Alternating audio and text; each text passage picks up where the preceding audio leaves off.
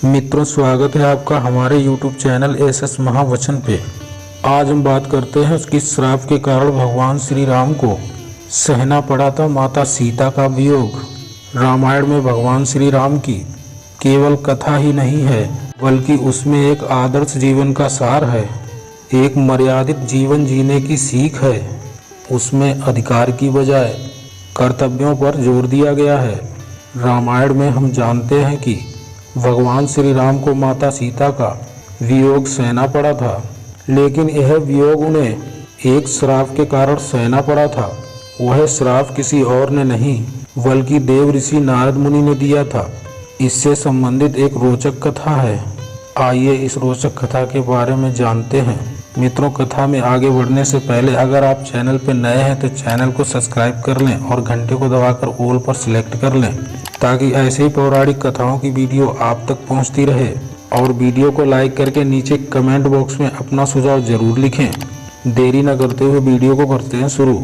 एक बार नारद मुनि को अपने ब्रह्मचर्य पर अहंकार हो गया। इस अहंकार को उन्होंने भगवान शिव के समक्ष प्रकट किया। उन्होंने महादेव के समक्ष यह कहा कि मेरा ब्रह्मचर्य इतना अटूट है कि इसे स्वयं कामदेव भी नहीं तोड़ पाए। इस पर भगवान शिव ने उनकी प्रशंसा की, परंतु उन्हें इस बात को लेकर भी चेताया कि इस बात को आप अभिमान में आकर भगवान विष्णु जी के सामने ना कहें। परंतु देव ऋषि नारद नहीं माने और वे भगवान विष्णु जी के सामने अपनी इस बात का गुणगान करने लगे। जगत के पालनहार भगवान विष्णु उनके अहंकार को समझ गए। उन्होंने उनके इस अहंकार को तोड़ने की रचना एक माया के रूप में रच डाली। दरअसल विष्णु जी से भेंट करने के पश्चात जब वह वापस जा रहे थे तो उन्हें रास्ते में एक सुंदर महल दिखा। उस महल में विश्व मोहिनी नाम की राजकुमारी के स्वयंवर की तैयारी चल रही थी। जब नारद मुनि ने राजकुमारी के रूप को देखा तो वह उस पर मोहित हो गए। वे इस स्वयंवर में हिस्सा लेने के लिए एक अच्छा और सुंदर रूप चाहते थे। इसके लिए वे भगवान विष्णु जी के पास चले गए और उन्होंने विष्णु जी से आग्रह करते हुए कहा कि हे प्रभु, मुझे हरि का रूप दे दीजिए। इस पर भगवान विष्णु जी ने कहा कि हे नारद, मैं आपको हरि का रूप तो दे दूं, लेकिन कहीं ऐसा ना हो कि तुम उस रूप को लेकर पछताओ। दरअसल नारद जी नहीं जानते थे कि हरि का एक रूप वानर का भी है। अब उन्होंने वही रूप नारद को दे दिया, लेकिन इस बात से अनभिज्ञ नारद राजकुमारी विश्व मोहिनी के स्वयंवर में हिस्सा लेने पहुंच गए।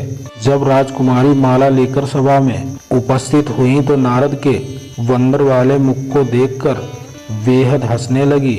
उनके रूप का सभा में उपवास उड़ रहा था। नारद मुनि ने सोचा कि ऐसा क्या हुआ जो लोग मुझे देखकर हंस रहे हैं और राजकुमारी मुझे वरमाला भी नहीं पहना रही है। तभी उस सभा में स्वयं विष्णु जी पधारे और राजकुमारी ने उन्हें अपना वर चुन लिया। यह देखकर नारद मुनि को आश्चर्य हुआ। उन्होंने पहले तो अपना चेहरा पानी में देखा। अपना वानर वाला चेहरा देखकर वे बेहद क्रोधित हो गए।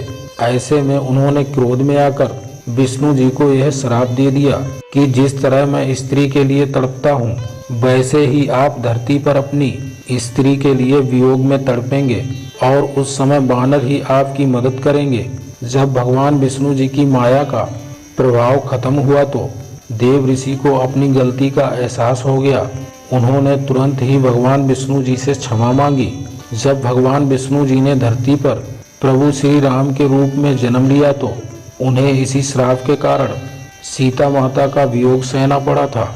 मित्रों, मैं आशा करता हूँ आपको ये वीडियो पसंद आई होगी। अगर पसंद आई है तो चैनल को सब्सक्राइब जरूर कर लें, घंटे को दबाकर ऑल पर सिलेक्ट कर लें, ताकि ऐसी पौराणिक कथाओं की वीडियो आप तक पहुँचती रहे। और लाइक करके नीचे कमेंट बॉक्स में अपना सुझाव जरूर लिखें। आज के लिए इतना ही मित्रों, मिलते हैं फिर आने वाली वीडियो में। जय श्री राम।